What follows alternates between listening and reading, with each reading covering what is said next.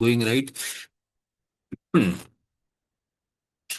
तो सर जी, कल हमने स्टार्ट किया था अपना पहला चैप्टर introduction to fundamental concepts of chemistry.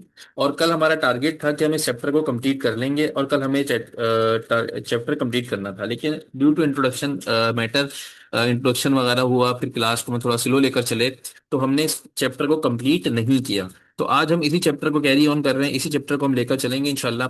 तो वो चैप्टर है हमारे पास पहला, introduction to fundamental concepts of chemistry. ये हमने पढ़ना था, जिसके अंदर हम स्टार्टिंग के दो टॉपिक्स पढ़ चुके हैं। मोल्स क्या होते हैं, मोल रेशियोज क्या होते हैं, स्टीशियोमेट्रिक कैलकुलेशंस क्या होती हैं, ये हम कर चुके हैं, तो आप ये रिकॉर्डिंग में देख लीजिएगा। Now today we have to start the topic of stoichiometry. Stoichiometry का एक टॉपिक होता है जिसको हम क्या कहते हैं, लिमिटिंग रिएक्टेंट। तो आज हमें लिमिटिंग रिएक्टेंट के टॉपिक को स्टार्ट करना है। लिमिटिंग रिएक्टेंट और यील्ड का टॉपिक पढ़ेंगे आज हम। इस चैप्टर को इंशाल्लाह इंशाल्लाह कंप्लीट कर लेंगे, ठीक है जी। आज इस चैप्टर को इंशाल्लाह हम कंप्लीट कर लेंगे। तो हमारा टॉपिक है लिमिटिंग रिएक्टेंट। ये मेरा पेन सही काम नहीं कर रहा, let me check with this.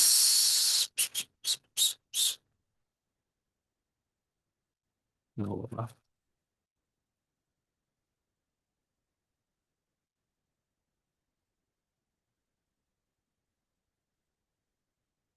Hmm.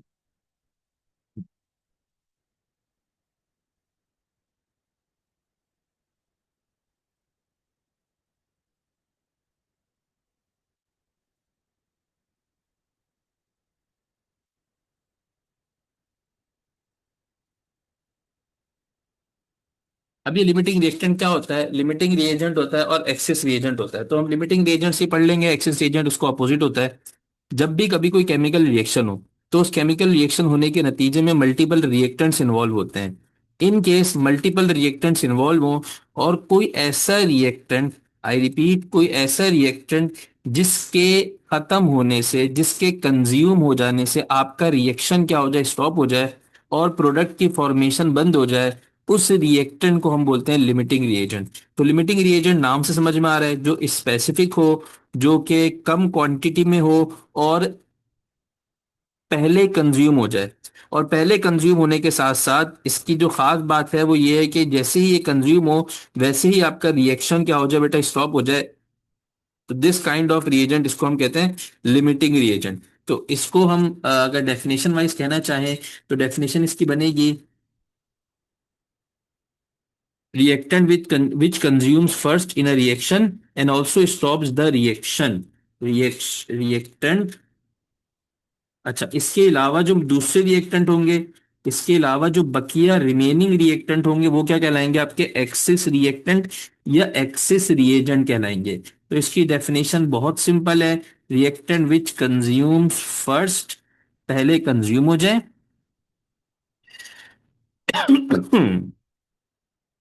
And also stops the reaction, और इसके कंज्यूम होने के साथ ही आपका जो रिएक्शन है वो क्या हो जाए, स्टॉप हो जाए। फर्दर मोर, हम इसकी बात कर लेते हैं कि it produce least amount of product. अगर देखा जाए तो ये प्रोडक्ट का लीस्ट अमाउंट प्रोड्यूस करता है। It produce least amount of product. तो ये कुछ इसकी छोटी सी इंट्रोडक्शन है कि लिमिटिंग रिएजेंट क्या होता है। इसके ऑपोजिट रिएजेंट की बात की जाएगी, तो वो क्या होता है आपका,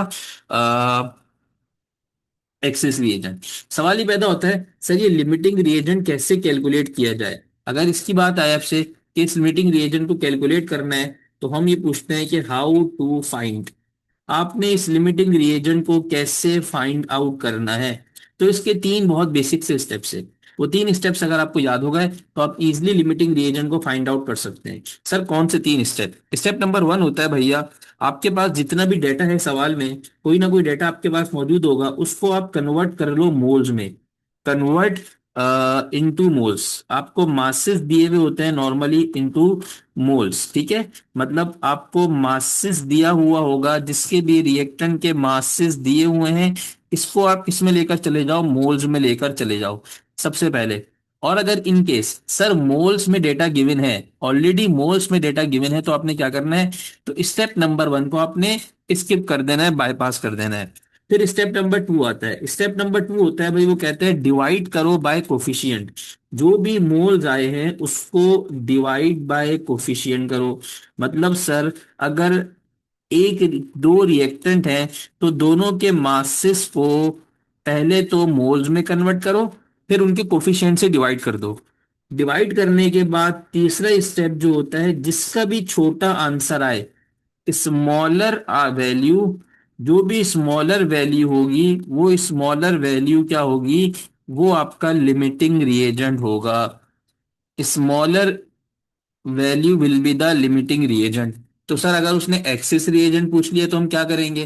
तो इस मेथडोलॉजी से जो बड़ा आंसर आए, जो बड़ी वाली वैल्यू आएगी, वो आपका क्या हो जाएगा? एक्सिस रिएजेंट हो जाएगा। बहुत सिंपल सी बात है, लेकिन मैं जितनी बार ही बोलता रहूंगा आपको समझ में नहीं आएगी। तो इसीलिए बेटा हम इसका एक सवाल कर लेते हैं। हम जैसे इसका सवाल करेंगे तो बात आपके दिल में उतर जाएगी। सवाल कह रहा है वो 10 ग्राम ऑफ आयरन। अच्छा, ये सवाल इसी स्टेटमेंट के साथ मल्टीपल टाइम्स रिपीट हो चुका है, तो इसलिए मेरे जहन में भी ये सवाल है। 10 gram of iron and sulphide are given, या iron and sulphur are given. Iron और सल्फर की 10 ग्राम सबको गिवन है। वो कह रहा है calculate the mass of iron sulphide. Sir ये क्या बात हुई? लिमिटिंग रिएजेंट के सवाल में उसने कहा ही नहीं कि लिमिटिंग रिएजेंट बताओ। तो बेटा लिमिटिंग रिएजेंट के सवाल की खूबसूरती ही यही होती है कि उसमें आपसे बोलता नहीं है कि लिमिटिंग रिएजेंट बताओ, आपको खुद ही पता करना पड़ता है कि ये सवाल लिमिटिंग रिएजेंट का है। अब एक मेरा प्यारा बच्चा जो कल की क्लास लेकर बैठा है और इससे पहले उसकी जिंदगी में कोई इंफॉर्मेशन नहीं है इस टिश्यूमेट्री की, तो वो क्या अखस करेगा, वो क्या अज्यूम करेगा? सर डेटा में इसने मासेस दिए हुए हैं और मास पूछ रहा है, तो it looks like mass mass relationship. Yes और नो, मेरी बात से अग्री करते हैं या डिसअग्री करते हैं?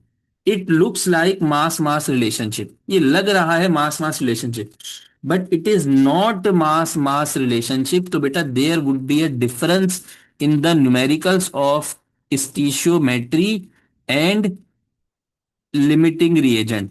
डिफरेंस बिटवीन न्यूमेरिकल्स ऑफ, ये बेटा लगते एक जैसे हैं, लेकिन इसमें डिफरेंस कैसे करते हैं मैं यहां बता रहा हूं। Difference between numericals of mass mass and limiting reagent. बेटा पहले तो जिसको ये समझ में नहीं आया कि ये मास मास का जैसा क्यों है, तो बेटा वो तो मेरी डिफरेंस वाली बात को वैसे ही गौर ना करे।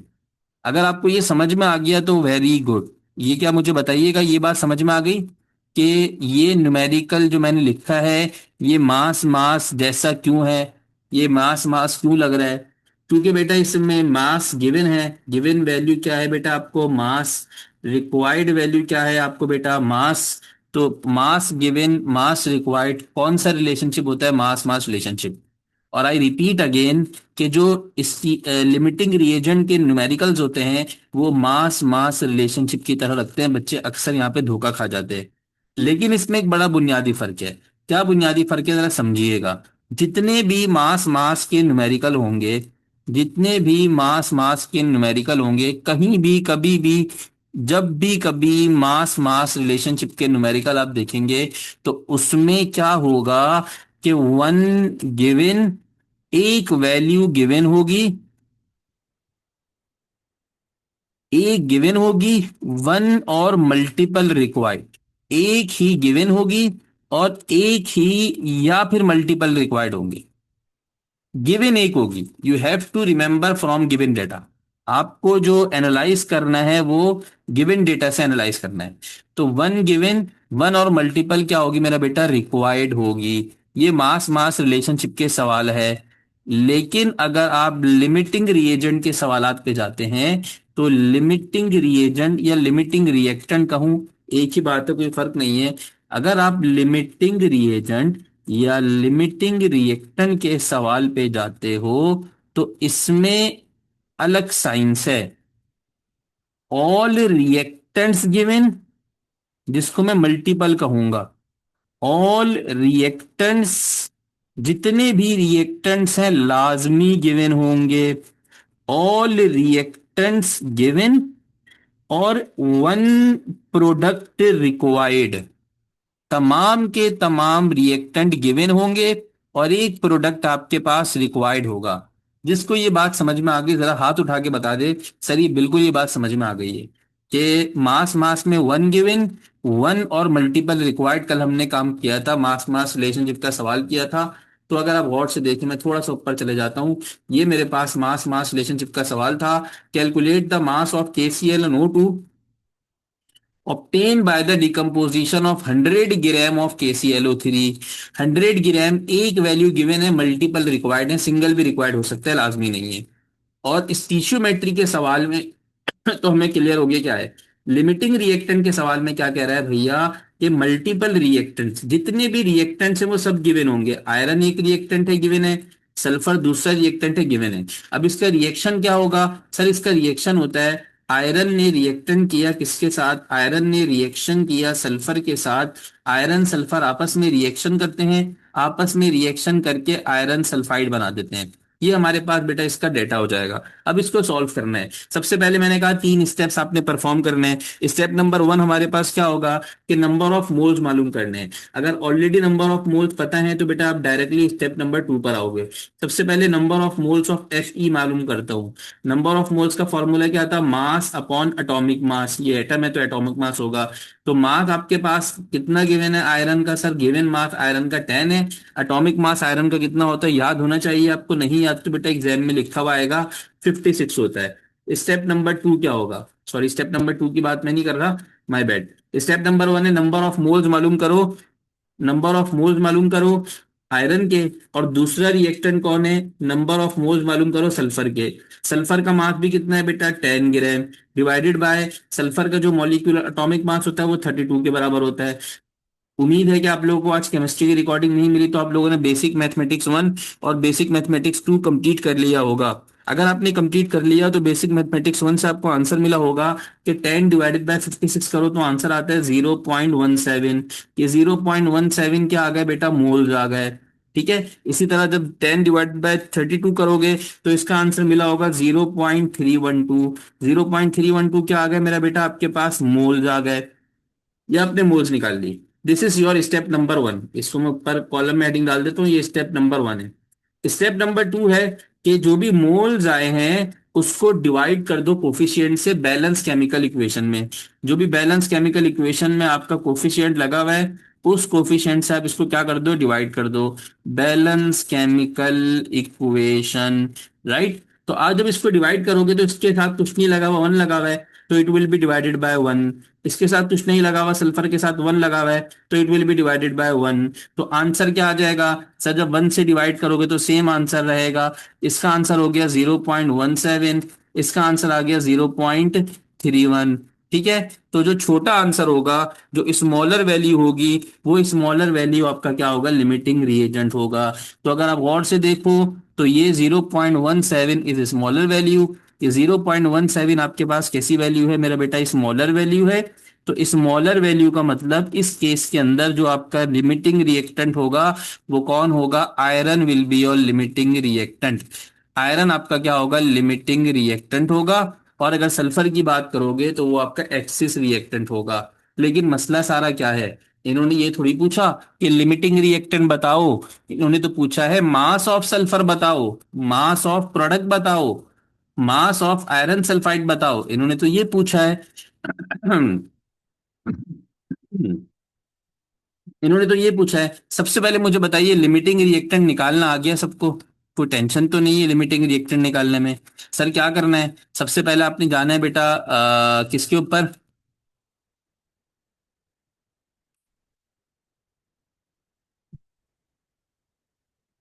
सबसे पहले आपने जाना है किसके ऊपर।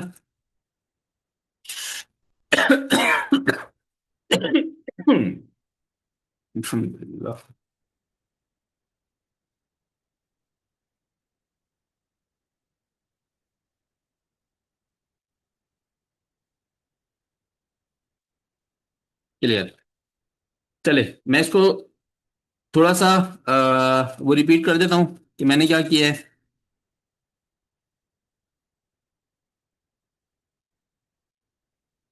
मैंने क्या किया, सबसे पहले मैंने बेटा मास गिवन था, इस गिवन मास को मैंने डिवाइड किया एटॉमिक मास से, तो मोल्स आ गया। नंबर ऑफ मोल्स का फॉर्मूला किसी बच्चे को नहीं पता तो बेटा वो अपने लिए दुआ करे और हमारे लिए भी दुआ करे, ऐसी दुआएं बहुत कबूल होती हैं, क्योंकि नंबर ऑफ मोल्स का फॉर्मूला कल मैंने आपको बताया था।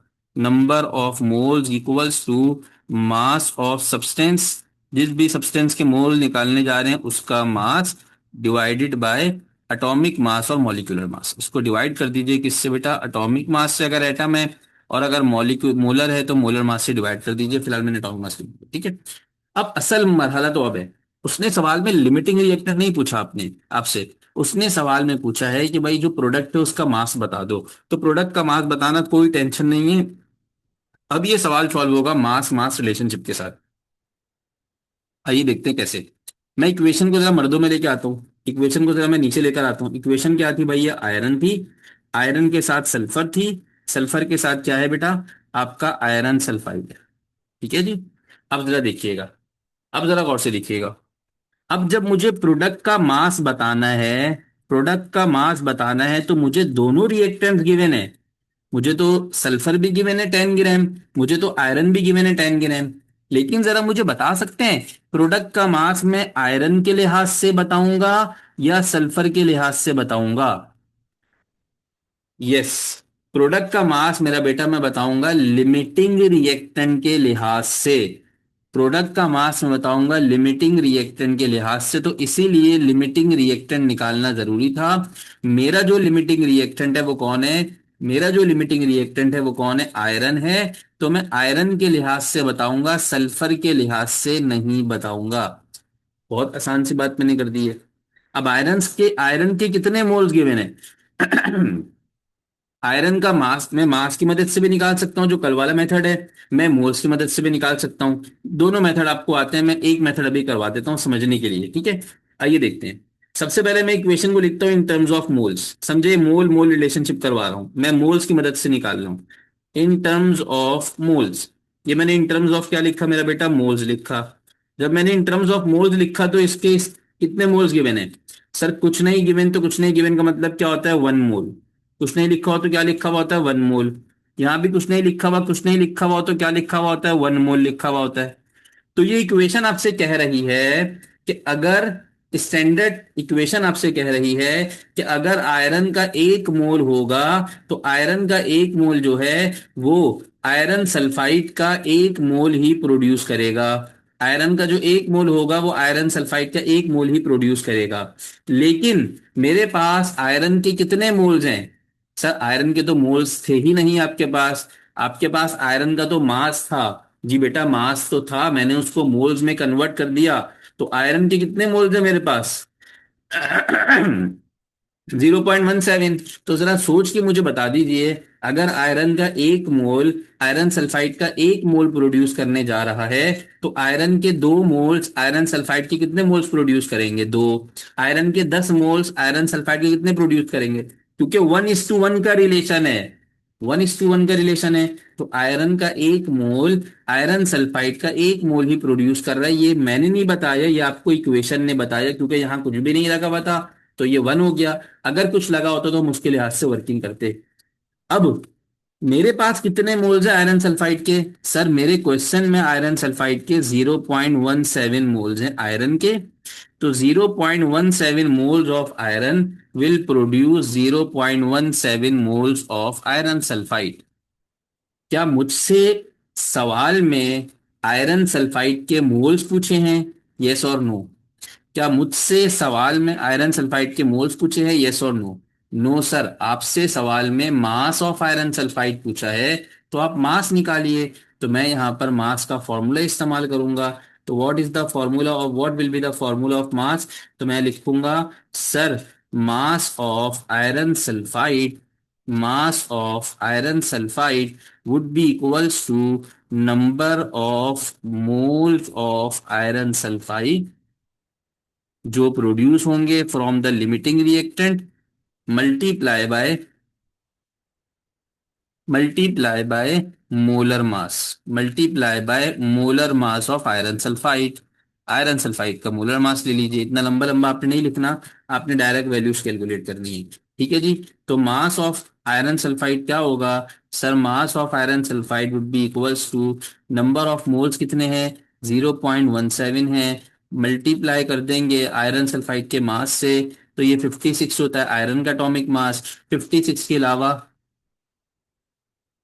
56 के अलावा 32 होता है भैया सल्फर का एटॉमिक मास, तो 56 प्लस 32 करेंगे, तो 56 प्लस 32 वुड बी इक्वल्स टू 88। 88 को जब मल्टीप्लाई करेंगे 0.17 से, तो क्विकली मल्टीप्लाई कीजिएगा, तो the answer would be equals to 14.96। आपका जो आंसर आएगा वो क्या आएगा? 14.96 ग्राम। तो ये आंसर आपके पास लगा होगा, आपने इसको टिक कर देना है। अभी लग आपको बड़ा सवाल रहा है, लेकिन ऑब्वियस सी बात है, हमने इसको बहुत एहतमाम के साथ किया है, सारे स्टेप्स के साथ किया है। You have to do it quickly in quick manner, तो आप इस सवाल को कर लोगे। पहले मुझे बताइएगा, मैं इस सवाल के एक जल्दी से कंक्लूजन दे देता हूँ, ताकि मैं आपसे पूछ लूँ कि आपको समझ में आया या नहीं समझ में आया, क्योंकि अभी मैं पूछूंगा तो आधे बच्चे बोल देंगे नहीं आया। आई रिपीट, देखिए सबसे पहले तो मैं सवाल लिखा हुआ था दो रिएक्टेंट्स से, उन दो रिएक्टेंट्स को मुझे दिया गया, गिवन किया गया, और उनके दोनों का मास मुझे दिया, मास दिया, मोल्स दिया, कुछ भी वो दे सकता है सवाल में, डोंट वरी। और आपसे पूछा प्रोडक्ट का मास बता दो। तो भाई, अगर आपको तमाम रिएक्टेंट्स का मास गिवन हो, तो आपको पहले आइडेंटिफाई करना पड़ता है कि इन तमाम रिएक्टेंट में कौन सा रिएक्टेंट लिमिटिंग रिएक्टेंट है।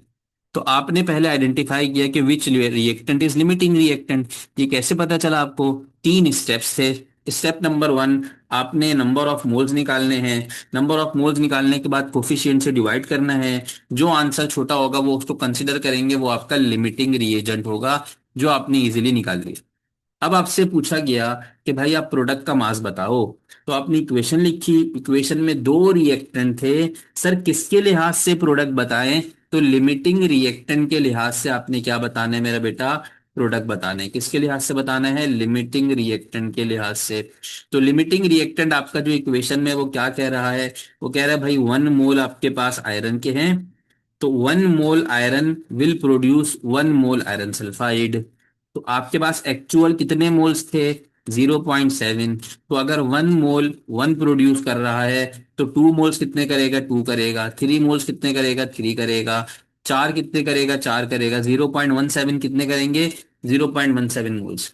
डायरेक्टली आपको आंसर मिल गया, लेकिन ये आपको मोल्स मिले हैं। You have to calculate the mass, तो इन्हीं मोल्स को मल्टीप्लाई कर देंगे, इन्हीं मोल्स को आप मल्टीप्लाई कर देंगे, इन्हीं मोल्स को जब मल्टीप्लाई कर देंगे मॉलिक्यूलर मास से, तो आपके पास जो आंसर आ जाएगा वो 14.96 आ जाएगा। ठीक है, ये क्वेश्चन नंबर वन हो गया। ठीक है, इसके बाद एक सवाल मैं और करा देता हूं आपको, ताकि आपको थोड़ा सा आइडिया हो जाए। अल्हम्दुलिल्लाह।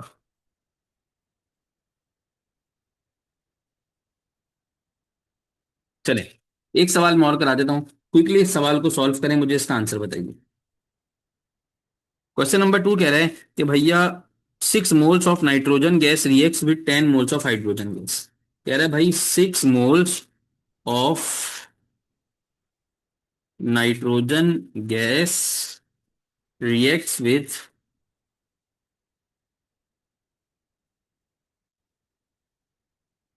10 मोल्स ऑफ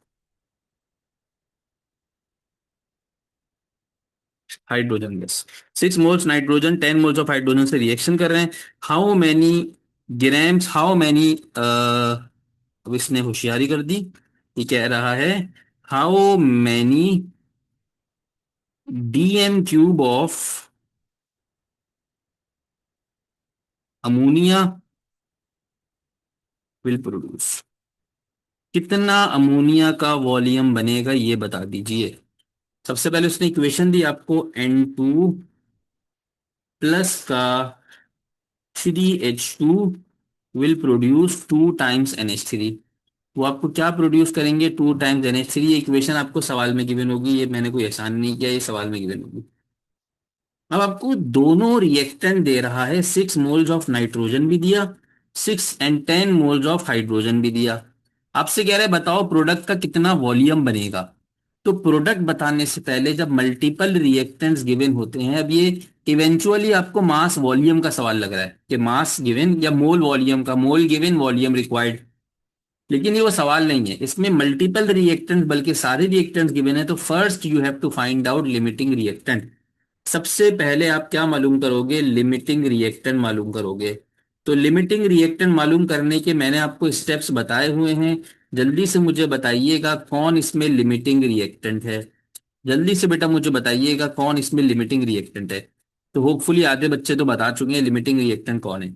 लिमिटिंग रिएक्टेंट निकालने के लिए जो स्टेप नंबर वन होता है, वो स्टेप नंबर वन होता है नंबर ऑफ मोल्स मालूम करो। Yes sir, number of moles आप पहले नाइट्रोजन के बताओगे। ये मेरे एन को क्या हो गया, इसे कहाँ चला गया? नंबर ऑफ मोल्स आप पहले नाइट्रोजन के बताओगे। Number of moles of nitrogen, number of moles nitrogen कैसे बताओगे? नाइट अच्छा, मजे की बात, सबसे अच्छी बात, सॉरी, स्टेप नंबर वन करने की जरूरत ही नहीं है, क्योंकि इसमें ऑलरेडी मोल्स गिवन है। इसमें ऑलरेडी क्या गिवन है? मोल्स गिवन है। जब इसमें ऑलरेडी मोल्स गिवन है तो आपको number of moles of nitrogen पता है किसके बराबर है? 6 मोल्स के बराबर है। ठीक है। Number of moles of hydrogen आपको पता है किसके बराबर है? 10 मोल्स के बराबर है। राइट। स्टेप नंबर टू क्या होता है? स्टेप नंबर वन तो हो गया, स्टेप नंबर टू होता है जो भी कोफिशिएंट है उससे डिवाइड कर दें। 6 डिवाइडेड बाई 1 होगा, 10 डिवाइडेड बाई 3 होगा। अब इसका आंसर क्या निकल के आएगा? सर इसका आंसर निकल के आएगा 6, और इसका आंसर निकल के आएगा 10/3, समथिंग अराउंड 3.33। ठीक है, ये इसका आंसर निकल के आएगा। This is your answer. जो भी आपकी स्मॉलर वैल्यू होगी, जो भी आपकी स्मॉलर वैल्यू होगी, वो आपका लिमिटिंग रिएजेंट होगा। ये स्मॉलर है तो ये आपका H2 इज लिमिटिंग रिएजेंट। जो आपका H2 है, हाइड्रोजन गैस है, वो क्या है मेरा बेटा? लिमिटिंग रिएजेंट है। इसमें कोई टेंशन तो नहीं है। अब मुझे वॉल्यूम निकालना है स्टेप नंबर टू में। स्टेप नंबर टू में क्या निकालना है मुझे बेटा? वॉल्यूम। क्या निकालना है? Volume of NH3। जब वॉल्यूम ऑफ NH3 आपको निकालना है तो you have to know the equation first. Equation क्या है? N2 + 3H2, आपके पास क्या हो जाएगा? 2 टाइम्स NH3। सबसे पहले आप इसमें क्या लिखेंगे? क्या गिवन था सवाल में? सर मोल्स गिवन थे। जो चीज गिवन होती है उसकी टर्म्स में इक्वेशन को लिखते हैं, कल से पढ़ते हुए आ रहे हैं। तो इसमें लिख देंगे in terms of moles, in terms of moles.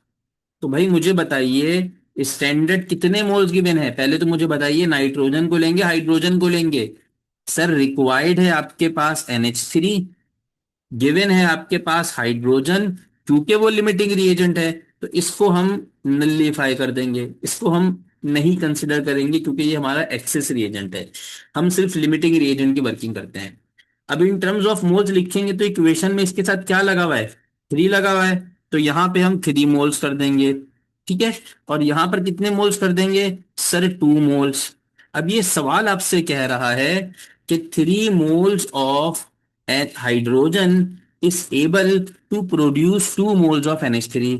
Hydrogen के 3 मोल्स NH3 के 2 मोल्स प्रोड्यूस करते हैं, लेकिन एक्चुअल हाइड्रोजन के कितने मोल्स सवाल में गिवन है? बेटा इसको मत कंसीडर कीजिएगा, ये एक फैक्टर, ये एक सिर्फ वैल्यू है।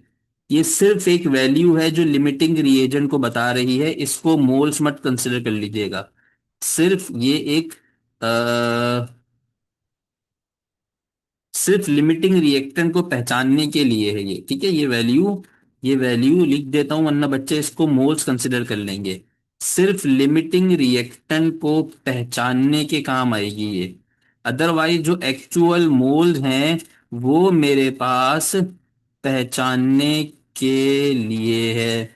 अदरवाइज जो एक्चुअल मोल्स हैं वो कितने हैं? 10 के बराबर हैं। तो अगर 3 मोल्स इसके NH3 के 2 मोल्स बनाएंगे, तो मुझे जरा बताइए हाइड्रोजन के 10 मोल्स अमोनिया का कितना वॉल्यूम बनाएंगे? तो अमोनिया का डायरेक्ट हम वॉल्यूम नहीं निकाल सकते। पहले हमें अमोनिया के मोल्स निकालने पड़ेंगे, then we will convert that moles into volume. ये एक मैंने कल अंडरस्टैंडिंग दी थी कि हम एक यूनिट से दूसरे यूनिट को डायरेक्टली नहीं मालूम कर सकते। अगर एक चीज का मास गिवन है तो दूसरे का भी हम मास निकाल सकते हैं, फिर उसको हम चेंज कर लें। अगर एक का वॉल्यूम गिवन है तो दूसरे का भी वॉल्यूम निकाल सकते हैं, तो हम सिमिलर वैल्यू निकालते हैं। तो हाइड्रोजन का गिवन है मोल्स और आस्किंग है वॉल्यूम, तो हम मोल्स से डायरेक्ट वॉल्यूम नहीं निकाल सकते, first we have to derive the moles of this NH3। तो मैं क्या लिखूंगा यहाँ पर, मैं यहाँ पर लिखूंगा मेरा बेटा कि 10 मोल्स ऑफ,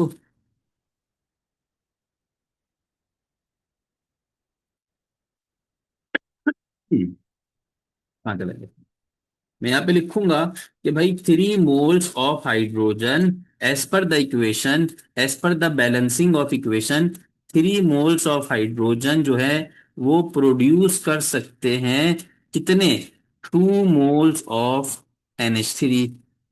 अब मुझसे 3 के लिए नहीं पूछा गया, मुझसे पूछा गया है 10 के लिए, तो यहां पर मैं 10 लगा दूंगा और 3 को नीचे ले जाकर क्या कर दूंगा, डिवाइड कर दूंगा। तो 2 डिवाइडेड बाय 3 हो जाएगा। मैथमेटिक्स कहती है अगर मेरे साथ एक तरफ आपने कोई वैल्यू लगाई है तो आप पे फर्ज है कि आप दूसरी तरफ भी लगाएं।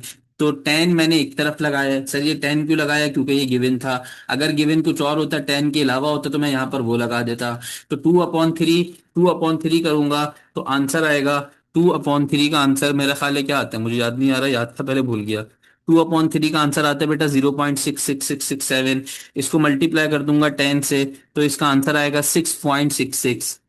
तो जो मेरे पास मोल्स ऑफ NH3 आए, वो मोल्स ऑफ NH3 क्या हो जाएंगे, 6.667 मोल्स ऑफ NH3 हो जाएंगे। क्या मुझसे सवाल में मोल्स ऑफ NH3 पूछे हुए थे? क्या सवाल में मुझसे मोल्स ऑफ NH3 पूछे हुए थे? नो सर, सवाल में तो मोल्स का कोई जिक्र नहीं था, ये आपने क्या निकाल लिया? तो व्हाट विल आई डू मेरा बेटा, मैं क्या करूंगा, मुझे अगला स्टेप बता सकते हैं आप लोग, मैं क्या करूंगा? सर आपका स्टेप ये होगा कि आप फॉर्मूला लगाएंगे वॉल्यूम ऑफ NH3 का, और वो फॉर्मूला होता है volume of any substance eight STP। सवाल में STP लिखना भूल गया, लेकिन ये सवाल हर हाल में STP पे आएगा, उसके अलावा सवाल गलत है।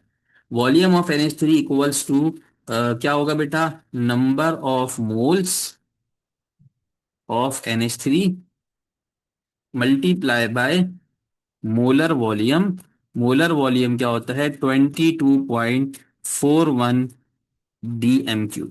तो नंबर ऑफ मोल्स कितने हैं मेरा बेटा, 6.667। इसको मल्टीप्लाई करता हूं 22.41 DM³ से, तो द वॉल्यूम वुड बी, जो वॉल्यूम आएगा मेरे पास,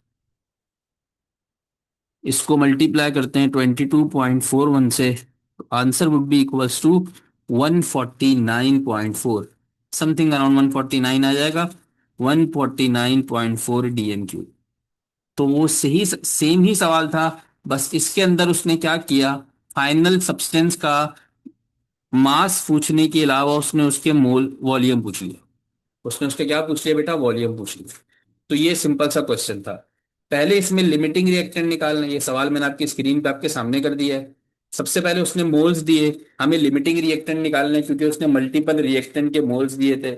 सबसे पहले हमने लिमिटिंग रिएक्टेंट निकाला, लिमिटिंग रिएक्टेंट निकालने के बाद हमने मोल्स की मदद से मोल्स निकाले, और फिर उस मोल्स को फाइनली हमने कन्वर्ट कर दिया किसके अंदर बेटा, अपने वॉल्यूम में कन्वर्ट कर दिया।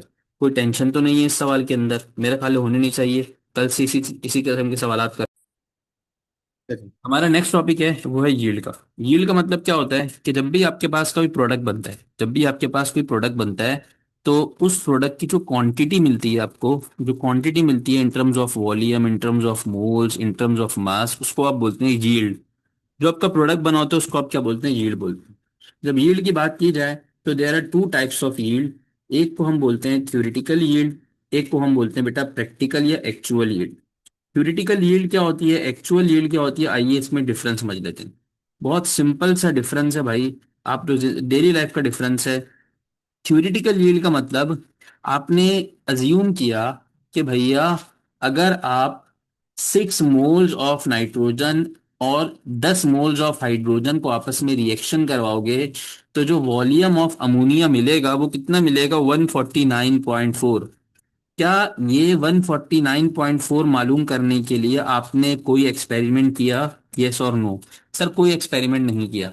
हमने कॉपी पेंसिल पकड़ी, किताबी जिहादी बने, और इस जिहाद को करते हुए हमने बता दिया भाई इतना प्रोडक्ट बनेगा। तो इसी को बोलते हैं the maximum amount of product that can be formed in a reaction based on limiting reactant and calculation values.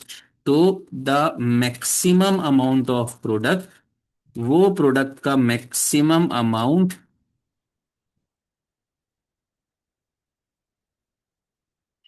जो आपको कैलकुलेशन की बेस के ऊपर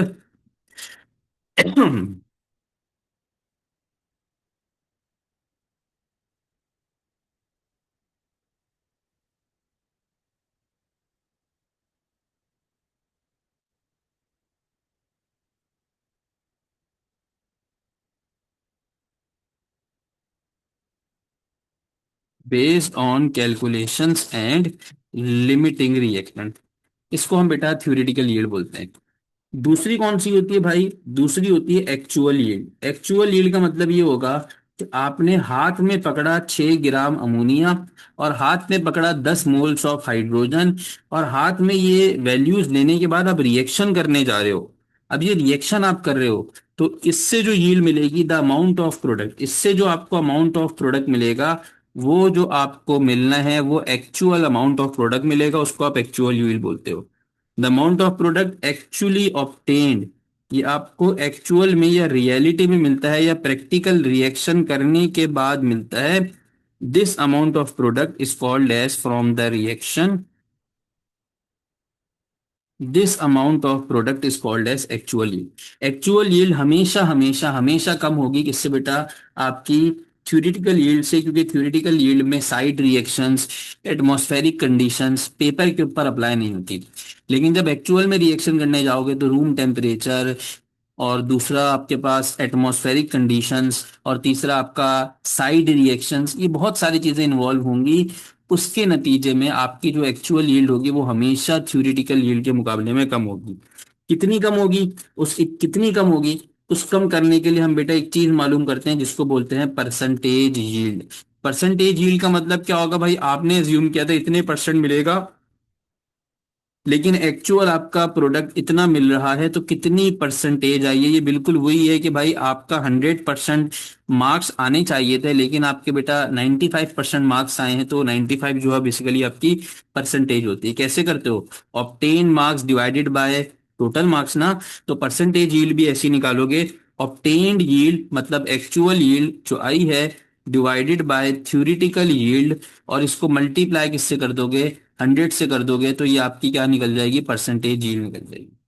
अब इसके बहुत बेकार बेकार से सवालात होते हैं, पेपर में अक्सर और बेशतर आ जाते हैं, और वो अक्सर और बेशतर आने के बाद आपने उसका आंसर डायरेक्टली निकालना होता है। मतलब अगर इसका सवाल आ गया, अगर इसका सवाल आ गया क्वेश्चन नंबर 1, अगर इसका आ गया जो आपको करने के लिए उसने दे दिया, उसने आपको बोला भाई एक रिएक्शन है जिसमें theoretical yield of water is 36 ग्राम है, बट द एक्चुअल यील्ड जो है वो 30 ग्राम से, what is the percentage yield? आपको सवाल में दे रहा है भाई, ये तो 2 क्लास के बच्चे का सवाल है, लेकिन ये पेपर में आए हुए हैं, तो इसलिए मैं बता रहा हूँ बेटा, ये देख लीजिएगा। Theoretical yield of water, water की थ्योरेटिकल यील्ड आपको दे रहा है कि भाई 36 ग्राम्स है, बट द एक्चुअल यील्ड, जो एक्चुअल यील्ड है उसकी, वो 30 ग्राम्स है। ठीक है। अब बोल रहा है भाई बता दो what is percent yield. Percentage yield क्या है? तो बेटा अगर ये भी किसी को समझाने की जरूरत है, तो मेरा बेटा आप एमडी कैट के एग्जाम मत दो। मेरा मशवरा है कि एक बार दोबारा से कोशिश करके 2 या 3 क्लास का एग्जाम दे दो, और उसमें पास हो जाओ, तो इंशाल्लाह इंशाल्लाह एमडी कैट भी आपका निकल जाएगा। तो इस सवाल को एक बार उसने पूछा हुआ था, नॉर्मली बच्चों को बस कैलकुलेशन में मसला होता है, इसलिए बच्चे ये सवाल गलत कर देते हैं। तो परसेंटेज यील्ड कैसे निकलेगी? ऊपर आएगी एक्चुअल यील्ड जो 30 है, नीचे आएगी टोटल यील्ड जो 36 है, मल्टीप्लाई कर देंगे 100 से, तो 30 डिवाइडेड बाय 36, ये हो जाएगा 3 1 जा 3, 3 12 जा, तो ये 3 10 जा 10/12। तो इसको कैंसिल कर देंगे 3, तो भैया 6 के टेबल से कैंसिल हो जाएगा। 5/6, 5/6 का जो आंसर आता है वो क्या आता है बेटा? 0.833। 0.833 इसका आंसर आता है। जब इसको मल्टीप्लाई कर देंगे 100 से, तो ये हो जाएगा 83.3%। ये 83.3% आपने जो टारगेट किया था उतना आपको प्रोडक्ट मिल गया है। बाकी सारा कहाँ चला गया? जो आपने कॉपी पेंसिल पे लिखा था, या तो वो उड़ गया, या तो वो हवा में चला गया, या एनी ऑफ द थिंग, उसके साथ कुछ भी हो गया वो आपने कर लिया। तो ये हमारे पास एक सिंपल सवालात होते हैं जिससे हम मालूम कर लेते हैं कि भाई यील्ड क्या है। ठीक है।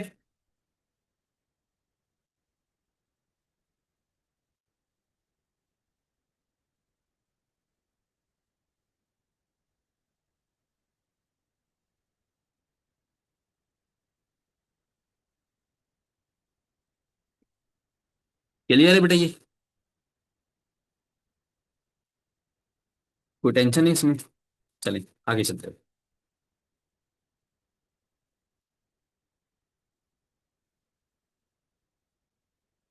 एटॉमिक मासेस आपको याद करने पड़ते हैं, बिल्कुल याद करने पड़ते हैं। अच्छा, अब कुछ सवालात हैं जो मेरे पास आ जाते हैं। तो ये टॉपिक्स हमारे कंप्लीट हो गए हैं। अब एक सवाल जैसे मेरे पास आ गया, वो सवाल जो देखिएगा, what will be the molecular weight. ये मेरे पास ना एक सवाल आया, उसको मैं कह देता हूँ प्रैक्टिस क्वेश्चन।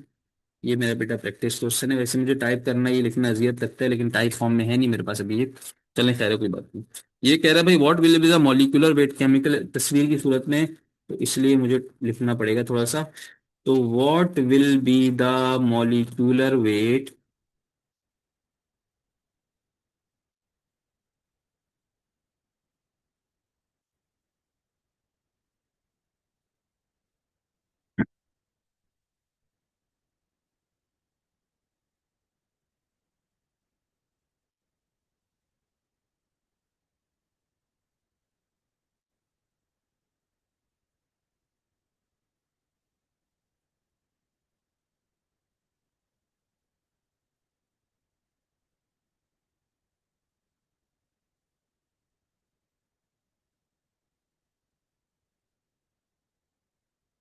बेटा सवाल लिख रहा हूँ मैं।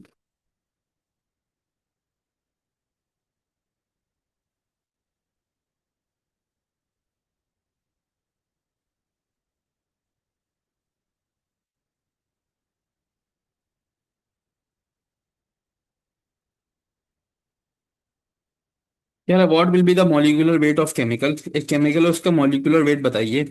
जो कैसे बना? सर वो बना, वो मॉलिक्यूलर वेट बना consisting of 2 moles of H2SO4। 2 moles H2SO4 के थे। ठीक है जी। फिर वो कह रहा है कि भाई 3 moles of sulphur dioxide, 3 moles sulphur dioxide के थे। फिर आखिर में कह रहा है कि भाई 1 मोल ऑफ NaOH, और 1 मोल उसमें किसका था? NaOH का था। अब इसमें क्या करेंगे? सबसे पहले तो आपको क्या करना पड़ेगा? सबसे पहले तो आपको अच्छा ये सवाल जो है बेसिकली वो एटॉमिक मास और मॉलिक्यूलर मास का सवाल है। एटॉमिक मास और मॉलिक्यूलर मास का सवाल है। लेकिन मसला इसमें क्या है कि जो हमारे पास empirical formula, molecular formula kind of जो क्वेश्चन होते हैं ना, उसके सवाल है। इसके ऑप्शंस क्या दिए हैं, ऑप्शन डिस्कस कर लेंगे। इसके ऑप्शन दिए हुए हैं हमें। ऑप्शन नंबर 1, ए ऑप्शन दिया हुआ है इसका, अल्लाह आपका भला करे, 128। ठीक है। बी ऑप्शन दिया हुआ है इसका हमें 228। और सी ऑप्शन दिया हुआ है इसका हमें 328। और डी ऑप्शन दिया हुआ है इसका हमें 428। आइए देखते हैं क्या ऑप्शन आ, क्या किसी का कोई आंसर आया तो मुझे बता सकते हैं, बिल्कुल बता सकते हैं। वैसे बताने के लिए उस बेटा वो गूंगा हुआ है, कुछ कह नहीं सकता, इसीलिए चले कर लेते हैं। अब इसने क्या बोला भैया, इसके सोल्यूशन पे जब हम जाते हैं तो इसने बोला कि क्या गिवन है आपको सर? 2 मोल्स ऑफ H2SO4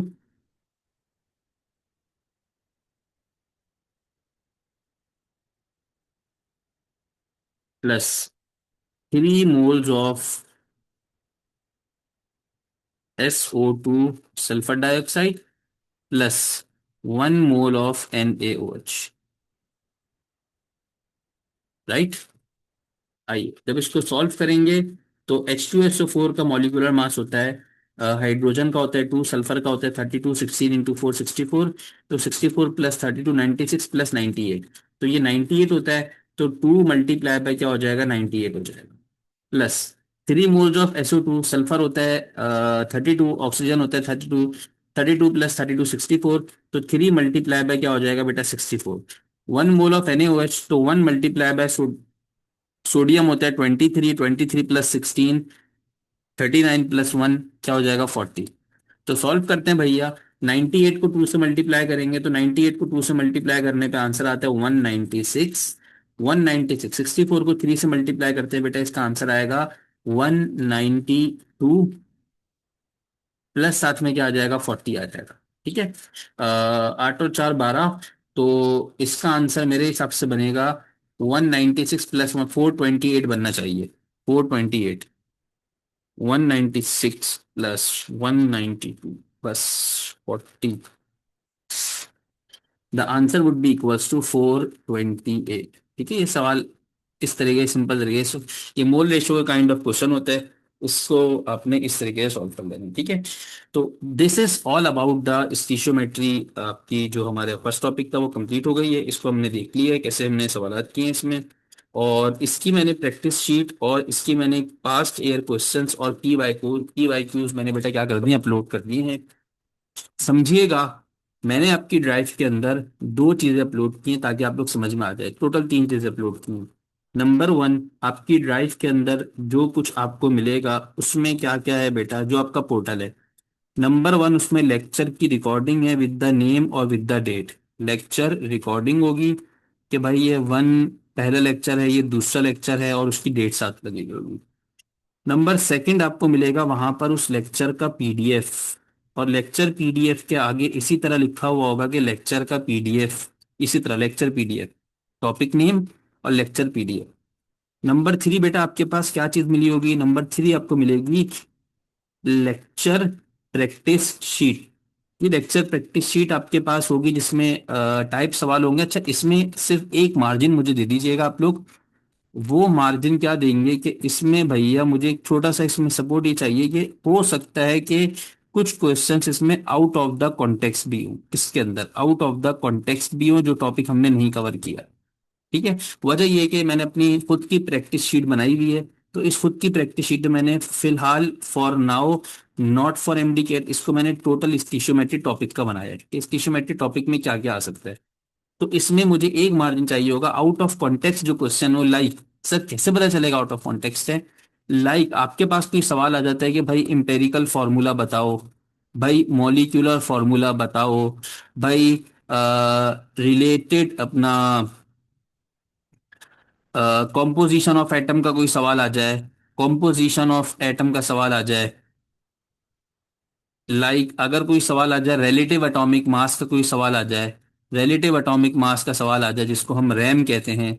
ठीक है, रिलेटिव एटॉमिक मास, ये टॉपिक स्टीशियोमेट्री के होते हैं सारे, लेकिन ये हमारे कॉन्टेक्स्ट का पार्ट नहीं है तो इसको जाने दीजिएगा। लेकिन फिर भी अगर किसी को सवाल समझने का, सॉल्व करने का कीड़ा है, अगर उसके अंदर वो वाला क्या बोलते हैं, कीड़े को इंग्लिश में क्या बोलते हैं मुझे याद नहीं आ रहा, वो है, तो नीचे इसी के सोल्यूशन भी गिवन है, इस पीडीएफ के अंदर इसके सोल्यूशन भी गिवन है, आपने उसके सोल्यूशन से इसको सॉल्व कर लेना है।